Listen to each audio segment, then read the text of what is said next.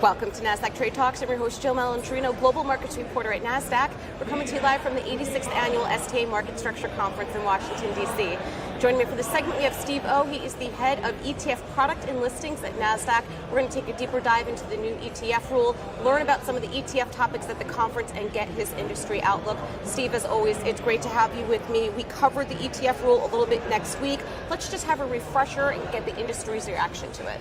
Sure. The industry's reaction has been very positive. When the ETF rule proposal came out last year, there were some concerns around certain elements that may not necessarily achieve the objectives that the industry would want.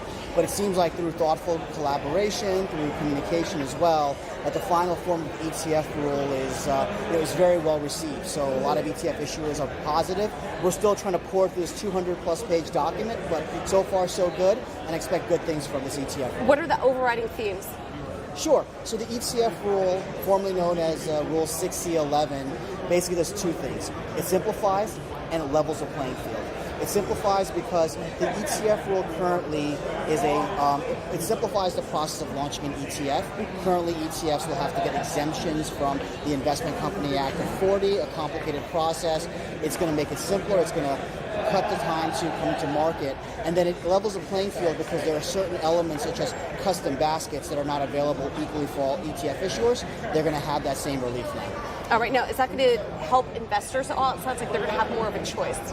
Yeah, I think so. So you're going to have a lot of areas that are underserved right now, such as fixed income, such as actively managed ETFs. We're going to see a spike in those types of products as well. And if you think about how the capital markets change, innovation changes as well. The pace and speed of innovation, the ETF's ability to come to market faster, to make it cheaper as well for new ideas to come to market, I think would be great for investors. All right, now for STA, are they going to be talking about any ETF market structure issues here? What are some of the overriding themes you expect to hear? And to wrap up, what's Nasdaq working on in terms of new ETF product? Sure. So ETFs are hot news right now, and that's reflected in the content within the agenda for the STA conference.